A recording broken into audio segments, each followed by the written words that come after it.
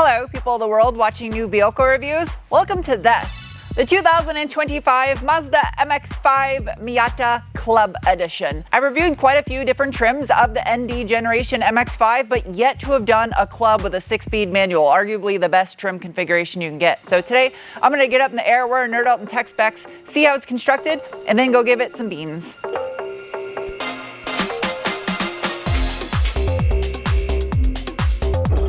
It's so light. It is crazy how tiny this car is. It literally just disappears on this massive lift. Worth noting, the tips on the muffler are all one piece. It's not a separate piece that's welded or screwed or attached to it. So they actually polish the pipe on the muffler itself, which is all stainless. Oh, the little springs are painted orange at the flange.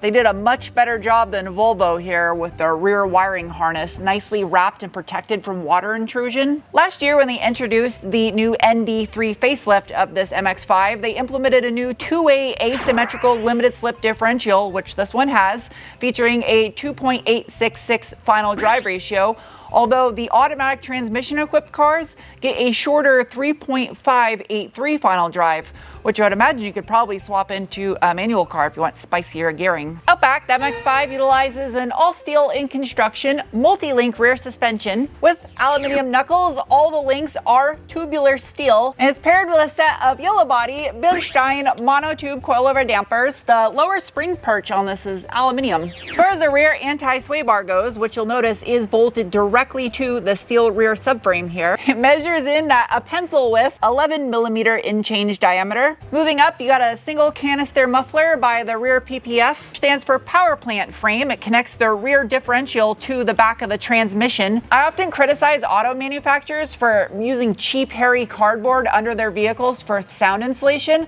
Mazda does a step above and beyond and sprays this soft, flock-like rubber undercoating to the underside of the sheet metal for sound insulation, which is much better quality. The fourth generation of the MX-5 Miata, chassis code ND3 being the third revision of that fourth generation, the base model in club soft top 6-speed manual are the lightest of the trims, weighing in at 2,366 pounds with a 53 to 47 front to rear weight distribution. And in the sound department, your stainless steel and construction mid-pipe measures in at approximately 53 millimeter in change diameter, or a little more than 2-inch SAE.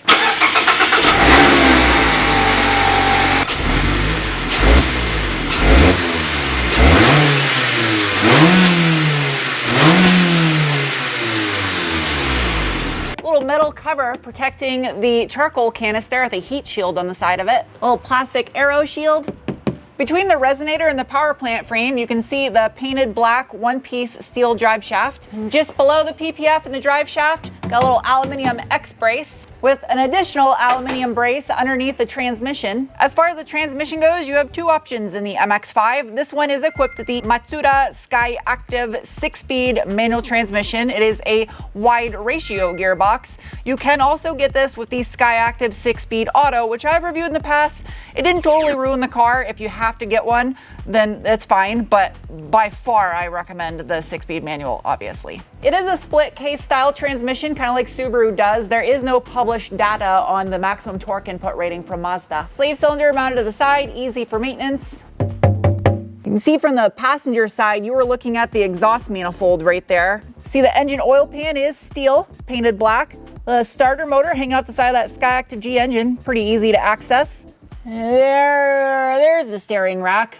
It's just above the subframe right here, which is comprised out of steel and has a 15.5 to 1 ratio, 2.7 turns lock to lock. Up front, it utilizes an all aluminum in construction double wishbone front suspension to include the knuckles, which are also made out of aluminum. Again, it's paired with a set of those yellow body Bilstein coilover front dampers, which are mounted a little bit inward on the lower wishbone, you'll notice. That's why these cars handle so phenomenal. Front anti-sway bar measures in approximately 23 millimeter in change diameter. As someone that stares at brand new vehicles on this lift every single week of her life, I cannot emphasize enough the high level of build quality in materials underneath the MX-5. It really stands out in comparison to everything else I look at. Except for the under engine cover, they chose hairy cardboard underneath here for noise reasons. Whoa, and a moth just spawned out of it.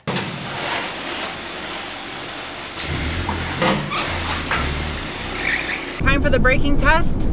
Nothing behind me. Ready, set, go. That was so nice. That was nice. It was smooth, stable, very gentle on the initial bite, and good stopping distance. People of the internet, it has begun. The giveaway on my 1983 Datsun 280ZX. There's no purchase necessary to enter or win. The full rules and details of the giveaway are listed on my website, sarentuned.com, where you can also subsequently go to purchase merchandise. Every dollar spent gains you an entry to win either this car or a cash-only prize option if you don't want the car. So you'll be seeing a lot more of this thing coming up in upcoming videos, doing a little mini build series on it.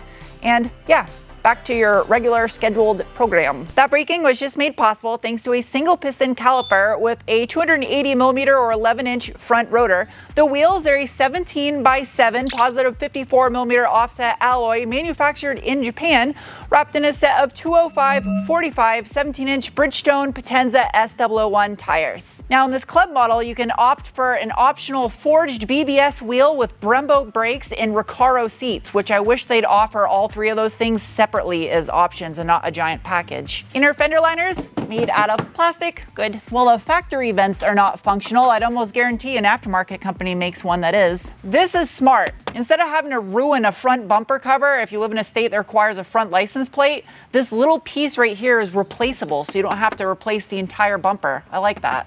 We got the tail of two inner fender liners. Back here is plastic, as well as down low. Up above is recycled wool pants. You get a pass for that. It's a blend where it matters. Out back, another single piston caliper with another 280mm or 11-inch rear rotor. Wheel and tire, same size out back as you get up front.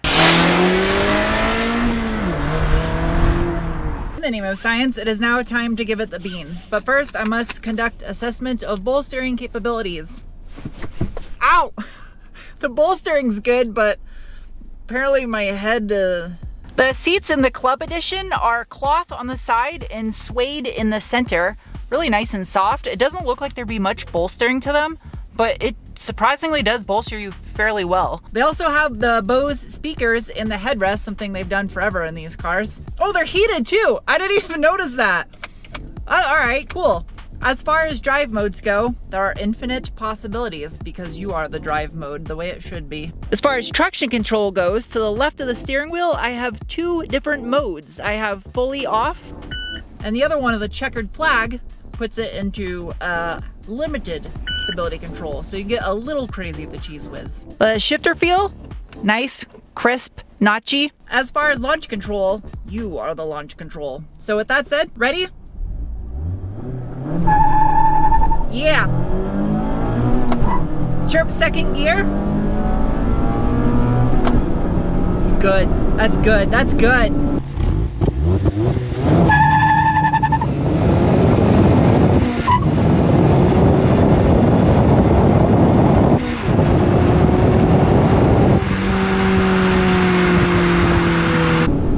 This thing moves out. It's no slouch. It's light, so it doesn't need a ton of power. Soul Red Crystal is a pretty color. Hood pop. Lightweight hood, no hood struts, but it's lightweight. Oh, and the engine bay is satin. Oh, I love it. The contrast of the gloss clear coat on the Soul Red Crystal and the satin in the engine bay, I love that.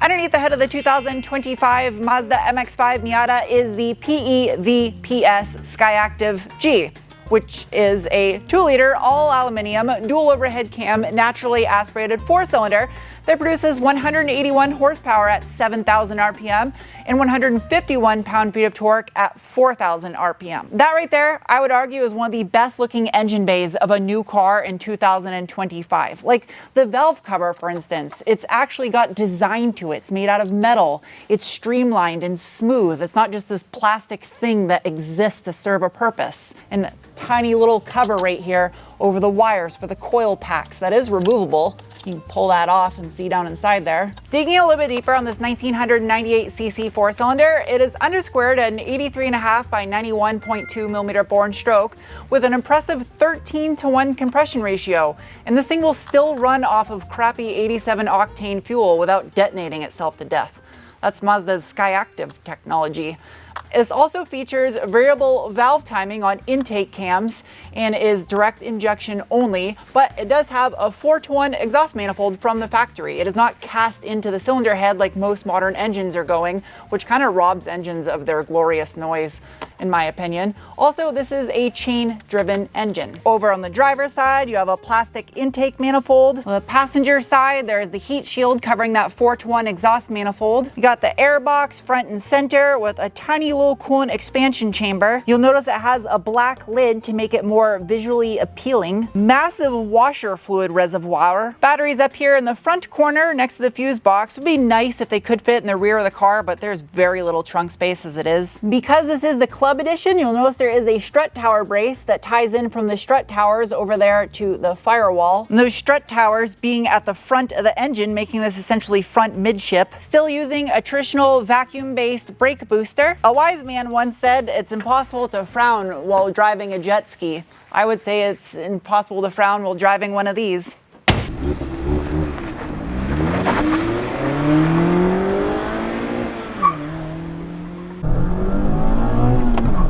Yeah, bark second. I love how high this revs. So good. Oh, that's good. That's brilliant. Could feel the ass end just wanting to slightly tip out a little bit right there. So light, so nimble compared to everything I'm used to reviewing on this road. This is just an absolute treat. I don't care how many times I've reviewed this generation of MX-5, it never gets old. Nothing will put a smile on your face like a lightweight car with a manual transmission. It doesn't even have to be rear-wheel drive, even a lightweight front-wheel drive car with a manual transmission. Just such a treat to experience. Don't take my word for it. Literally, just go find a vehicle that weighs sub 2,500 pounds with a manual and drive it on a windy road. You will not be able to frown. Now, I really wanted to see how the Club felt versus the other models I reviewed, which weigh slightly more.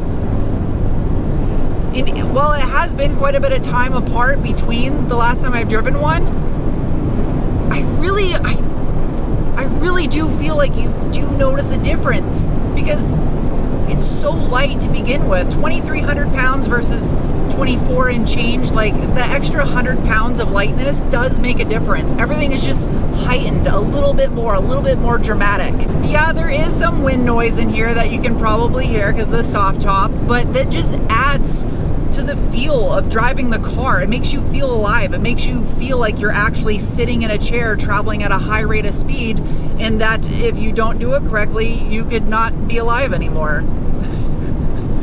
You need that in cars. Keeps you on your toes, keeps you paying attention, gets the blood flowing. Soul-sucking round blobs that feel like you're floating in a cloud on the road and you're completely detached from the reality of what you're actually doing. It's not a good thing. You think you're a good driver?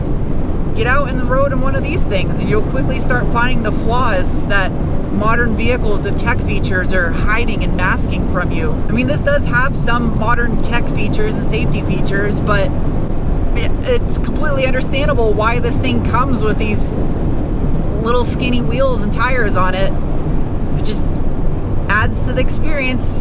I don't know if you really need the Brembo Recaro BBS package. I mean, yeah, all those things are sweet, and I'd probably want to have them too, but I don't think it adds to the experience. Maybe if you're doing lots of track use with this car and it's just a dedicated track toy, then, you know, I can understand that. But still, a base model with a stick in it on a track would still be a ton of fun. So I don't think there's a wrong or right way to do it with one of these cars. It's just whatever you want, whatever you personally prefer.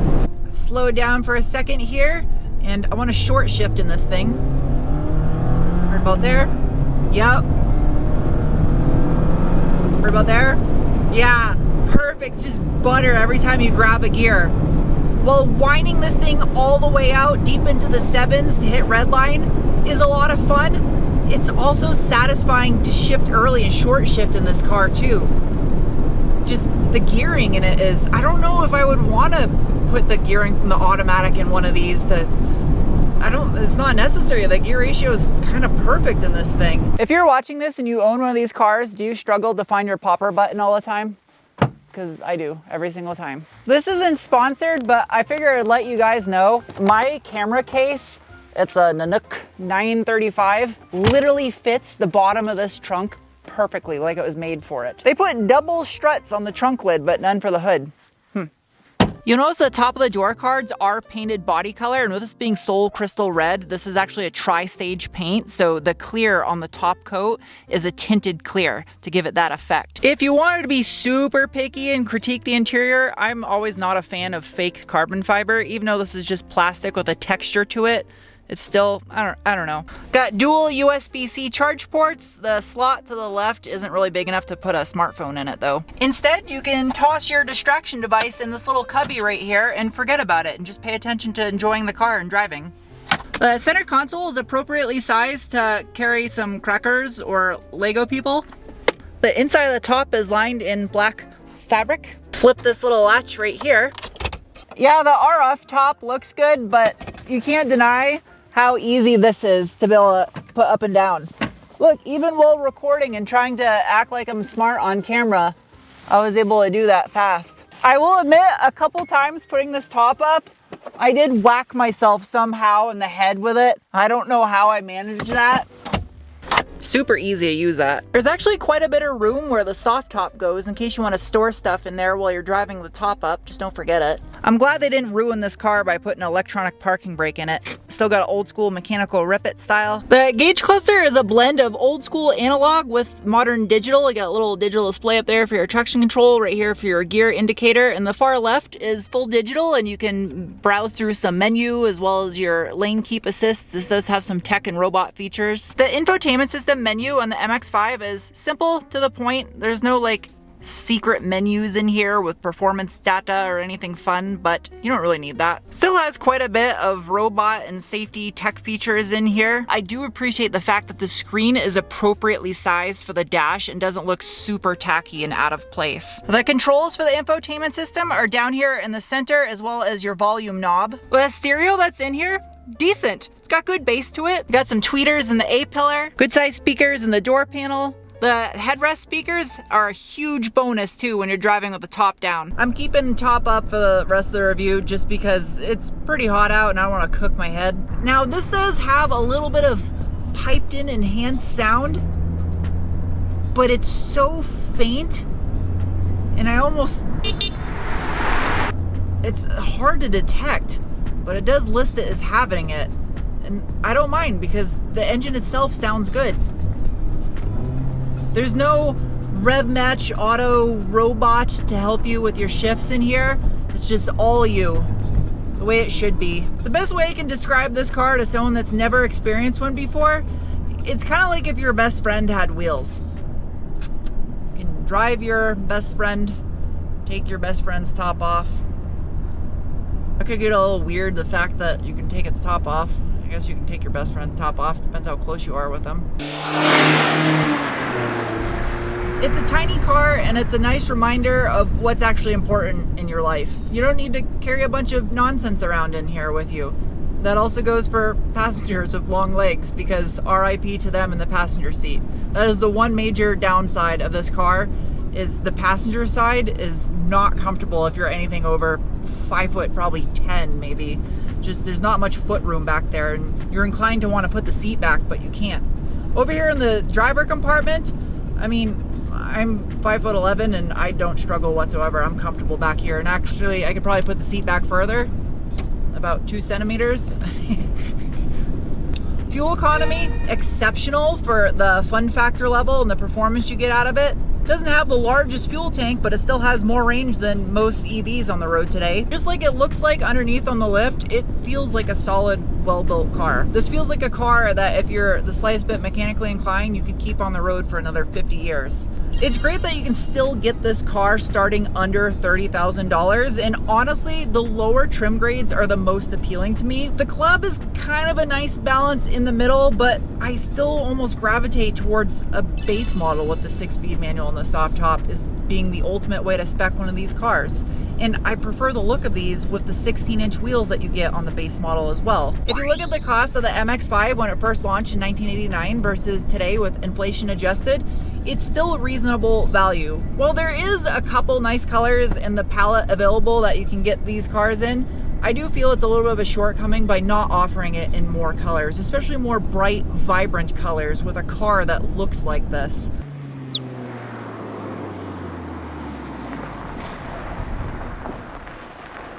It is now time to give the 2025 MX-5 Club some scores. Starting with the bean score, the assessment of the feeling you get in your gut when you give it the beans, and earns a rating of.